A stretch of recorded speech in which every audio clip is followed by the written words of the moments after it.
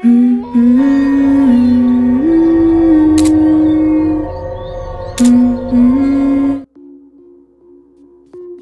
श्री राम दोस्तों। मोहन मकर संक्रांति को लेकर बहुत एक्साइट था। वो हर साल अपने गांव वालों के साथ पतंग खरीदता और अपने गांव वालों के साथ पतंग उड़ाता। इस साल मोहन जब अपनी पतंग उड़ा रहा था तभी उसकी पतंग की डोर टूट गई और उसकी पतंग हवा से उड़ते हुए पास के जंगल की ओर जाने लगी। मोहन उसके पतंग को लेने के लिए उसकी ओर भागा। मोहन जंगल में जाने से बहुत डर रहा था क्योंकि गांव में कहा जाता था कि बहुत पहले मकर संक्रांति के दिन ही एक औरत की वहां पर मौत हो गई थी। तभी से लोग कहते हैं कि वो जंगल श्रापित है। लेकिन मोहन हिम्मत करके उस जंगल में चला गया।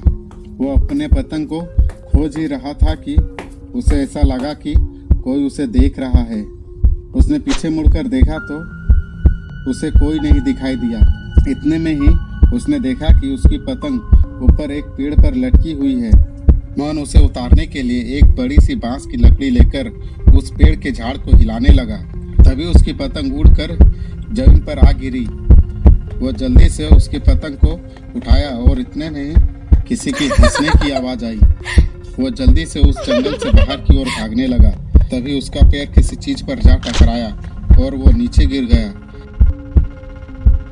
जैसे ही वो उठा उसने जो देखा उससे उसका दिल दहल गया।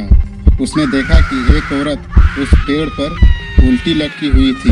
वो इतनी डरावनी थी कि उसे देखकर मोहन वहीं पर बेहोश हो गया।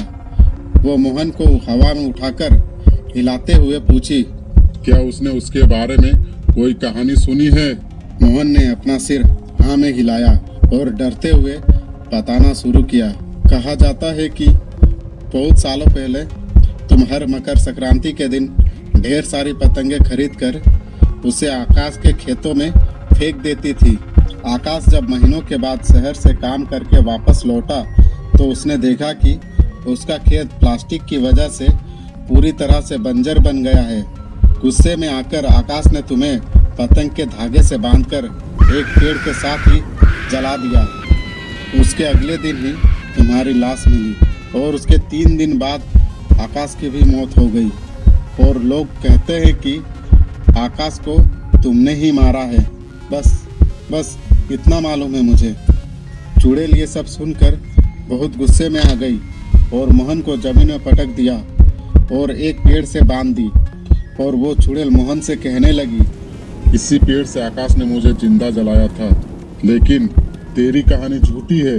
आकाश एक इंडस्ट्रियलिस्ट था और उसके इंडस्ट्री से बहुत सारा प्लास्टिक और कचरा नदियों में जाकर मिलता था। नदियों के बगल में ही किसान खेती करते थे। पानी में केमिकल और प्लास्टिक मिलने की वजह से उनकी फसल बर्बाद होने लगी।